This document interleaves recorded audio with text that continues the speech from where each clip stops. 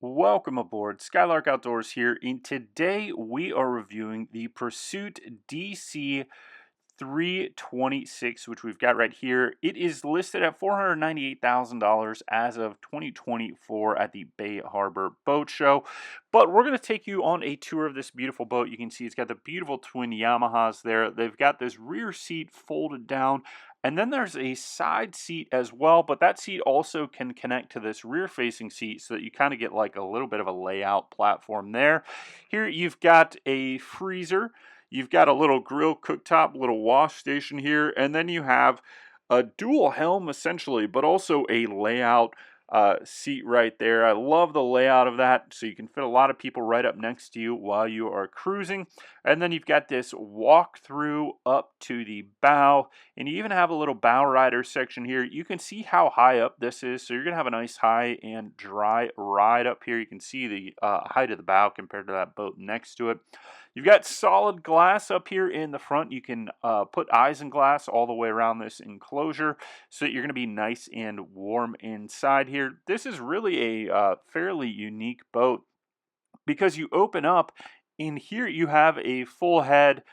They've got that table for the front stored right there, but this also has on the other side a little berth right here. So you actually have kind of like a one-person berth, or I guess you could maybe fit two people in there if you really wanted to. But it's nice that you have the option if you had a long day on the water and you just want to take a nap or sleep, you could absolutely do that. And then the berth on that side, it really is just a little bed that you could fit one or two people on. But you could certainly sleep in the rear if you had the isinglass as well. So maybe you could fit one person down there and one person with the isinglass up. But what I think is really nice about this boat is that this is built on a fishing boat hull, essentially. You can see the window down there into that lower berth. But this thing is a true capable offshore cruiser. However, you get more of the seating arrangements like you would find in, let's say, a cabin cruiser, but you don't have that forward cabin. You have the bow rider. So if you want to entertain a lot and bring a lot of people out, you can absolutely do that. And the one thing that I like about having the bow at the front that's all open in that open cockpit versus a cabin cruiser is that people don't have to walk up a stair set to get up to the cushion and layout lounge area in this boat like you would have to do in a cabin cruiser. And then also it is slightly lighter than what you would find probably at a cabin cruiser, just by a couple thousand pounds maybe of this particular size. And you get outboards.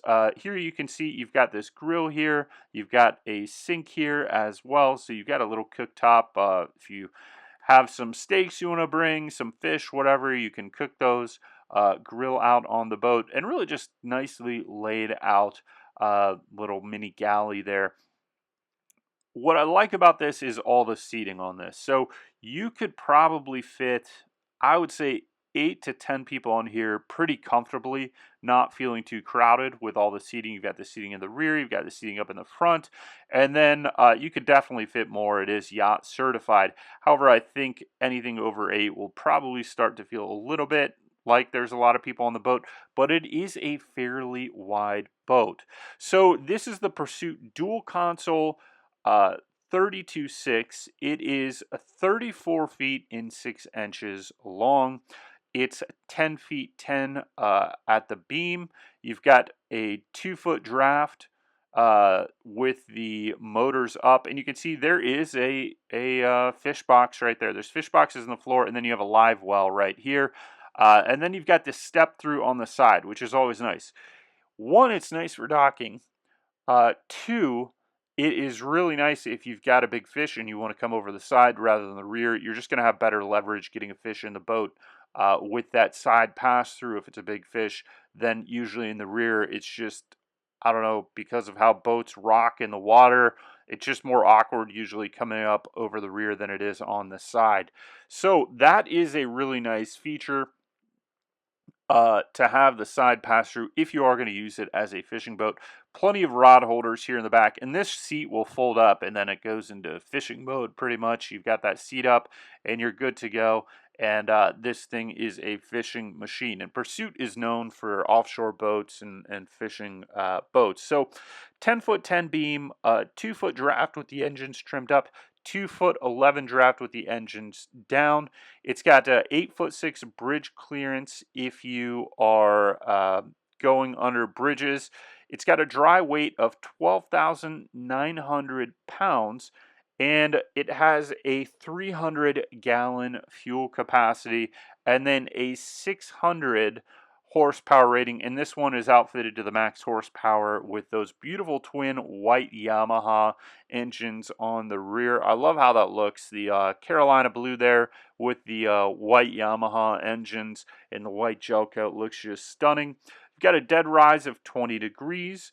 It cruises at 27 miles per hour, and that is a fuel consumption of 25.3 miles per gallon. And then you've got a 48.2 mile per hour top speed and a 297 mile range. Now, I just did another video on a Pursuit S288, which is a center console boat versus this dual console boat. And the center console boat is a little bit shorter and has some better performance in terms of cruise speed and cruise mile per hour. But what you get with the dual console boat is if you like to entertain, or if you've got a big family and you have a lot of people on your boat, you're going to be able to do that easier on the dual console boat than you would on a center console boat. Now, if you're just going to go fishing, you might want to just look at a center console boat because you don't need all the extra boat. You still have a head and all that. And really the nice thing about the dual console as well is that you can get out of the weather. So if you live in an area where you've got weather at the beginning and tail ends of the season, or you just want to go out on cold days, that's how you use your boat or that's how you fish your boat, the dual console is going to protect you from that weather a little bit more and the wind and the waves when you are out on the ocean or on the Great Lakes, wherever it is. And that's something to think about because you can put isinglass in there and be kind of like all covered up in there.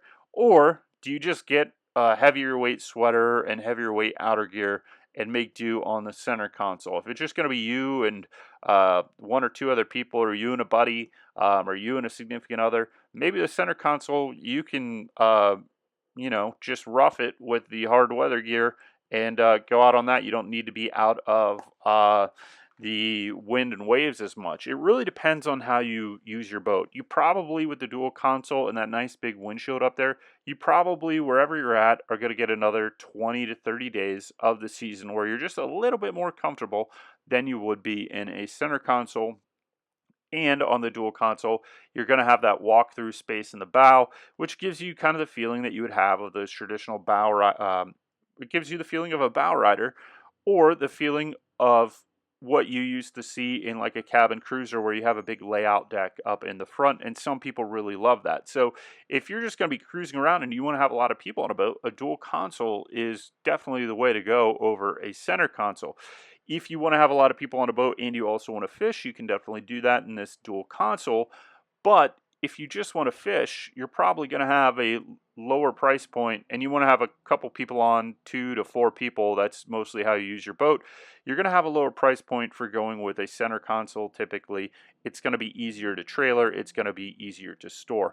At 12,900 pounds dry weight, that is with the engines but without gasoline in it, you're going to need a big rig to tow this versus if you go to something that's under 10,000 pounds, you can fairly comfortably tow that with your standard 1500 truck, F-150 truck, depending on the model and options and all that. But for the most part, most standard trucks are going to tow up to 10,000 pounds. And then once you get over 10,000 pounds, you got to go with like a 2,500 or 3,500 or something a little bit bigger. Also a 10-foot 10 beam. There's a lot of states that are going to require a wide load permit and some special regulations around trailering versus if you're Under 8'6" in a lot of places, you don't have to do anything. Some places it's 9 foot, some places it's 9'6", some places it's 10 foot. But once you get over 10 foot, pretty much universally, there's some more things that you have to be aware of when you're trailering, as well as just once you get over 10,000 pounds, that is a lot of weight to be trailering in any vehicle, and you need to be more aware of what you're doing and what you're getting into. So, thank you for watching this review of the Pursuit 32.6 or DC 32.6 dual console. We hope you enjoyed it. Please give us that thumbs up, subscribe, and we are happy you're here. And if you want to support us, you can click any links below and look at that stuff and or look at any of our courses. So we'll see you next time. Thank you.